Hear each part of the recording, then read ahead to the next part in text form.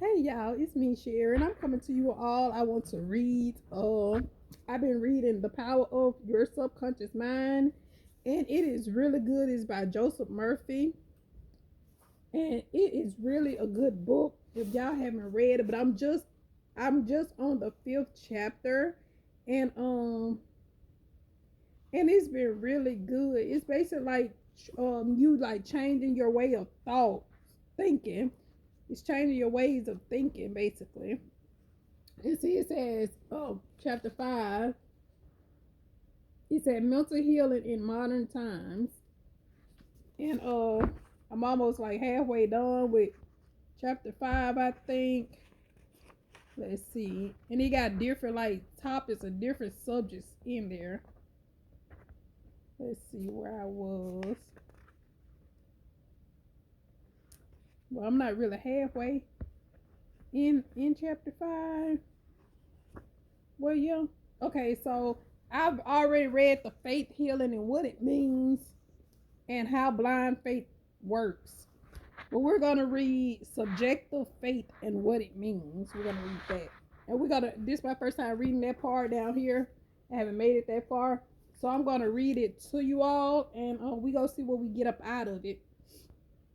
So it says subjective faith and what it means. You will recall the proposition, which need not to be repeated at length, that the subjective or subconscious mind of an individual is as amenable to control of his own conscious objective mind as it is by the suggestions of another.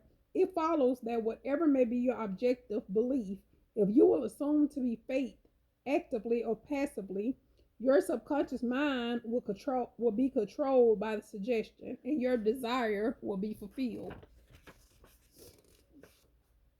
The faith required in mental healings is a purely of subjective faith, and it is attainable upon the cessation of active opposition on the part of the objective or conscious mind. In the healing of the body, it is of course desirable to secure the concurrent faith of both the conscious and the subconscious mind. However, it is not essential if you will enter into a state of passivity and receptivity by relaxing the mind and body and getting into a sleepy state. In this drowsy state, your passivity becomes receptive to subjective impression. It says, recently I was asked by a man, how is it that I got a healing through a minister? I did not believe what he said when he told me that there is no such thing as disease and that matter does not exist. This man at first thought his intelligence was being insulted, and he protested against such a palpable absurdity. The explanation is simple. He was quieted by soothing words and told to get into a perfectly passive condition, to say nothing and think of nothing for the time being.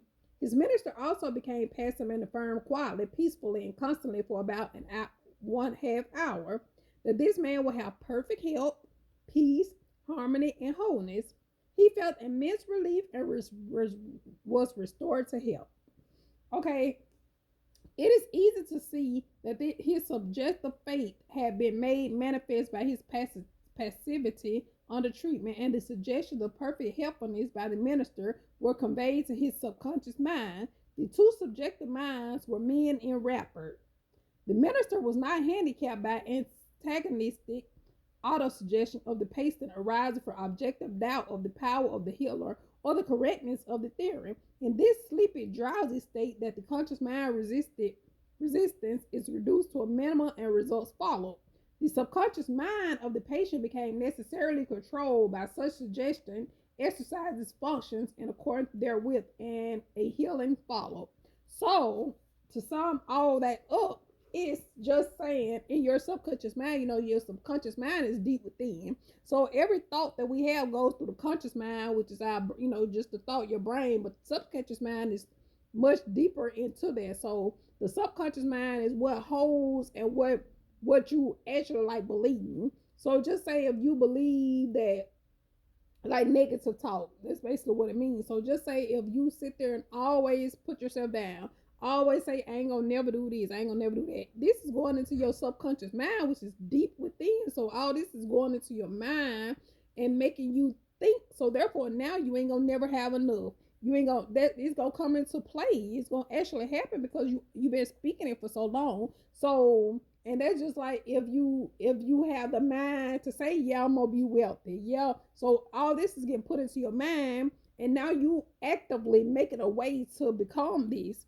Like if in your subconscious mind is you're gonna be wealthy, now you're doing everything you can to make that happen. Your mind is already a wealthy man because that's what you're instilling in it. So it's basically like just your thoughts. That's why I say don't put negative things out there on yourself into the universe or on nobody else, but into the universe, because the simple fact is all that stuff actually happened because you put in your mind. That's just like if somebody always, ever since you was a kid, and people always say, oh, you ain't gonna be nothing, you this, and you know how people do, some people. And if they always put no thoughts into your mind, then that's what it's gonna be because it's in your head. What my family already think, and so I know, and I haven't accomplished nothing yet, and I'm 35 years old, and I'm still where I first started out, and I ain't nothing. So all that negative is in your mind. So now, okay, that's what it's gonna be. You ain't got nobody positive instilling nothing positive in you, and you not instilling nothing positive in yourself. Therefore, the negativity is gonna stick stronger than the positivity because you hearing and you delivering more of the negativity into your conscious and subconscious mind. So that's where it is. So this is a real powerful and a real good book. I can't wait. Y'all see I got a long, like right here, and I still got all this left because it is how many chapters in here? It is it's 11 chapters in here, and I'm just on chapter 5. So some of the chapters must be mighty long for you me to still have that much left, and wait, that can't be right. No, yeah, I said it's 11 chapter. Oh, this 20 here. It's this is a extra. This is extra stuff back here. So it's basically like 20 something chapters in the first part, and then it says right here includes the bonus book. You could change your whole life. Okay, so the second part is another book. Says you could change your whole life. Yeah. See, banish that feeling of guilt and all so forth and so on. So yeah, y'all. So I just want to get on here and say that, y'all. So let's just try from this day forward, no matter what you've been putting in your mind, from this day forward, let's make it possible. Just start thinking positive. That's me included. Let's just start thinking positive and start thinking, okay, well, I'm healthy, I'm happy, I'm whole, I'm prosperous, I am saved, I am delivered, I am a Christian, I am of Christ, I am whole, I am happy, I am, just put all the positivity out there and just say it every single day and actually believe it in your heart. Don't just be speaking it out your mouth because your heart and your mouth got to align together. So if you're just speaking it out your mouth and it's not in your heart, then it's not gonna go into your mind because it's not in your heart. You don't believe it. You just saying something. So we can't just speak stuff. We gotta actually believe it, put it in our mind and our heart. Because once it gets into your mind and it gotta get into your heart in order for you to actually believe it. So yeah, y'all, I thought that was good. I just wanted to read that to y'all. So I'm gonna finish reading a little bit more, and then I'm gonna read some of my Bible.